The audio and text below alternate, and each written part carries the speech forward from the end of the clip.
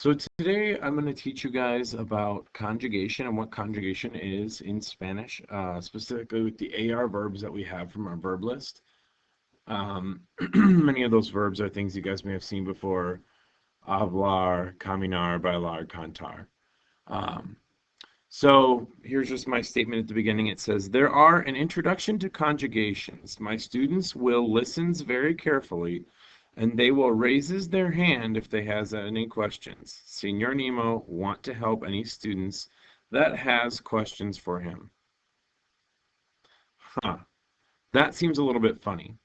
But the truth is, that's because our conjugations in this sentence, in this paragraph right here, they are not matching. So let's talk about matching subjects and verbs. So nouns are, as you guys know, a person, place, or a thing. So in any given sentence, your subject is whoever the person is, whatever the place is, or whatever the thing is. The verbs are action words. So we have three verbs right here: hablar, escuchar, and bailar. My three subjects that I have here are Senor Nemo, which I would have to match to hablar; Shakira, which I would have to match to escuchar; and Fernando Torres, the famous, which we would have to match with bailar. Now, obviously, we don't know how to do that yet, but here is a couple examples in English that you might realize how they match. So if he and dances, and I and dance.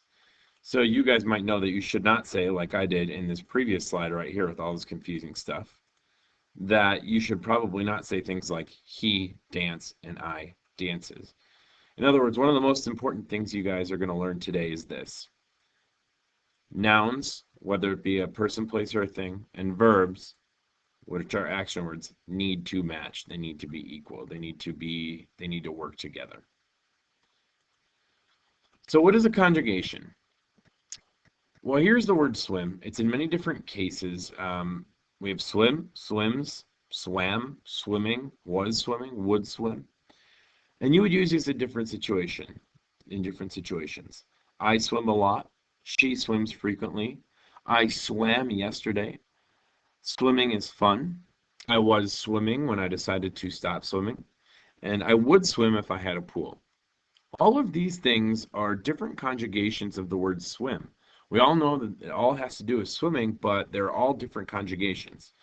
So I guess my question to you is this: can you say the following? I swims. She swim. We already said in slide 1 that that made no sense.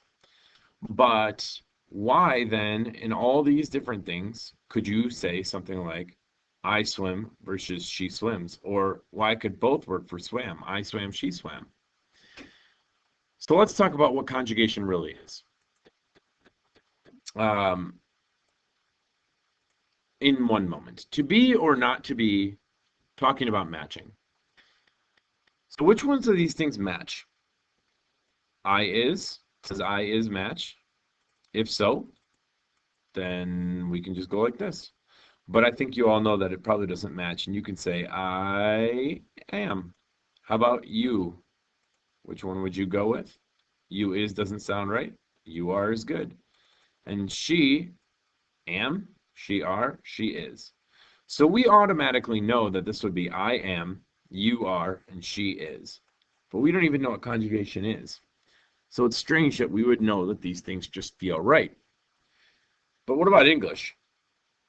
I run, you run, we run. Huh. The truth is that this is kind of what it looks like when you really think about it. You don't know which one matches with which, or maybe they all match with the same word.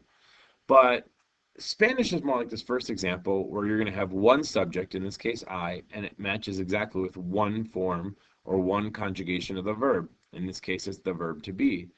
And so you know I has only one answer, it's I am. And you has only one answer, you are. And she has only one answer, and that's she is. So one more time, what is conjugation? Conjugation: the formation or existence of a link or a connection between two things. That link is what I was talking about with these arrows right here. We're linking these two things, the subject and the verb, because if you recall from this, subjects, i.e. nouns, subjects, Person, places, or things always must match with your verb. So, also in grammar, it is the variation of the form of a verb in an inflected language, such as Latin or whatever other language, by which are identified the voice, mood, tense, number, and person. So basically what this is saying is, when you change a verb to match voice, mood, tense, tense is like the difference between was swimming or swam or swims. Number, meaning the number of people who do this, or person. So if two people are swimming, that's they swim. If one person, it's she swims. So basically, how are we going to change the verb depending on these things? So in Spanish, we have all these AR verbs. I put on 8 on here: bailar, cantar, caminar, dibujar, escuchar, estudiar, montar, and tocar. We have 12 more from our list, and trust me, there are tons more beyond that. But the first thing we have to do is get our words to what we call the root, and that's why I have a picture of a root here. Sometimes we also call it the stem. So you may hear me refer to it as the root, you may hear me refer to it as the stem, but either way, we need to get it to its root or its stem. And it's actually really easy. All of these words are AR verbs. You know that because the last two letters are AR. So in order to get a word to its root, you just simply need to get rid of the AR. So the root of bailar is bail. The root of cantar, cant. The root of caminar, camin. We're getting all these words to their roots because we're going to change them. Recall that I told you guys that dibujar was an infinitive. If it has the AR on the end, like escuchar, estudiar, that's an infinitive. But what we're going to do now is we are going to conjugate, right? So again, we are going to erase the ARs to get these to its roots or its stems. So escuchar becomes escuch, estudiar becomes estudi, montar becomes mont, and tocar becomes tok. These are all of the stems of these 8 words right here. So we know how to get words to their stems. Simply take off the AR to get the word to its root or its stem. Now let's review. How do you do subject pronouns and how do they work with this double T chart that I have? In this top left corner, which I called box 1, you'll recall that we have one word. It means it's the word yo and it means I. In box 2, we have the word tu, and that means you, and it's informal. In box 3, we have at least 3 terms: el, ella, and usted. All of these things are in the third box. Nosotros means we. Fourth box. Vosotros means y'all, and it's only used in Spain. And that's in the 5th box. And the 6th box is ellos, ellas, and ustedes. These are all of our subject pronouns. And subject pronouns are going to work heavily. They are going to often be our subjects that we're going to match with our verbs. So for an AR verb, which are all verbs ending in AR, there are exactly 6 endings that we need to match for this double T chart for present tense verbs, which is what we're going to work with. In the yo form, all of the endings, and the endings mean after we get the word to its root, we're going to attach this ending. So, for example, in the yo form, we're going to have the ending o. In the tu form, it's going to be as. In the el, e, usted form, it's going to be a. Nosotros es amos. Vosotros es ais. And ellos, ellas, ustedes is an. So there's exactly one ending per box that would match with exactly whatever words go with that same box. So as we see in this box 1 is O, we can see in the previous slide that that goes with yo. So anything where we say yo, the conjugation is going to be yo, and then whatever it is going to end with O. So here they are. Yo, O, to, us, usted, el, and ella all end with a. Nosotros amos, vosotros ais, ustedes, ellos, ellas all end with an. So we need to first get our word to its root. And to get it to its root, we take off the AR. And then we have our root here. And what we can do is simply place this in front of whatever letter matches. So to say I speak, it is yo hablo. To say you speak, you take the same stem with no changes and you just simply say tu hablas, you speak. You, but in a formal way, speak is usted habla. He speaks, él habla. She speaks, ella habla.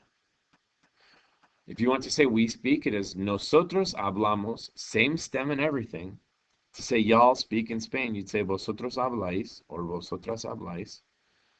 Y'all, but in a formal way, speak. Ustedes hablan. And then they speak for a group of guys or a mixed group is ellos hablan, and a group of strictly girls they speak is ellas hablan. So there are some previous examples that you guys have seen. For example, yo me llamo, tú te llamas, as in como te llamas. You've seen como te llamas, but we're confused because we don't see the word tú in como te llamas. But llamar is an AR verb. It's in the to form, and that's why it ends in AS, just like this slide right here in the to form, hablas. If we had the word llamas, we'd get it to its root, and we could very simply slide it into all these places. For example, llamas, or yo me llamo, or como se llama. So what's the deal? Where is the to? Well, here's our word llamas again. And we see that llamas, when it was in the to form, which is what we're looking for, where is the to? It ends in AS. So take a look. Does AS match with this yo form? No. How about nosotros? Of course not. AS, AIS, AN, AS, AAS. No, doesn't. But here we are. We see that in the to form, that's the only one that matches. So we know, without even saying to, we know that if a word that is an AR verb ends in AS, that it's in the to form. It's like this part right here does not need to be here because we already know that it's going to be in the to form. So here's a made-up word. Maybe it'll be a real word someday, but it's selfie-ar. So we're going to make it up to assume that this is to take a picture of yourself or to take a selfie. So it can be totally made up, and we will get it to its root, and the root would be S-E-L-F-I, selfie. This is the root once the AR is taken off. And what we're going to do is we're going to put this root in all of the places and just add the appropriate endings. So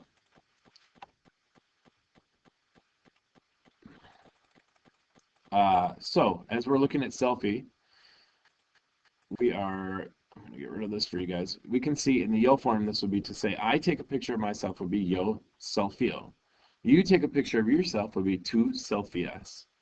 She takes a picture of herself, or he takes a picture of himself would be él or ella selfía. We take a picture of ourselves, nosotros selfiamos. Y'all take a picture of yourselves in Spain, vosotros selfiáis. And they take a picture of themselves, ellos selfían.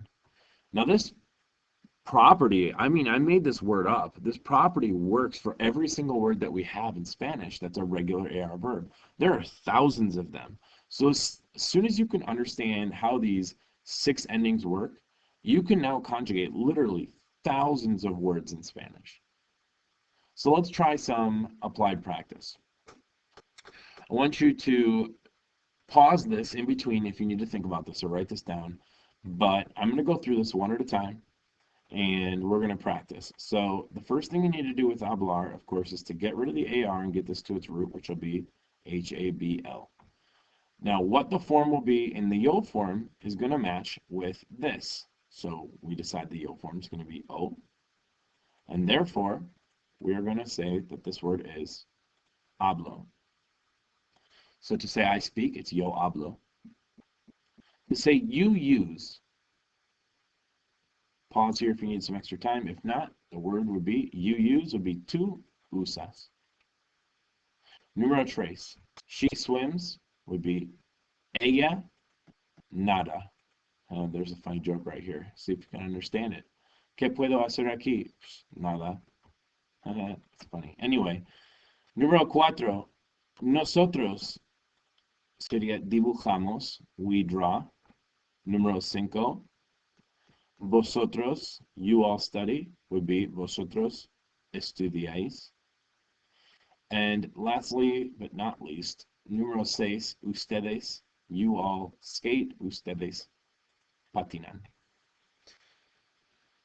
So please continue to go forward with this. If you have any questions, raise your hand, ask Senior Nemo. Otherwise, apply what you've learned in this video to the rest of the activities that you're going to do for the rest of the day, and good luck.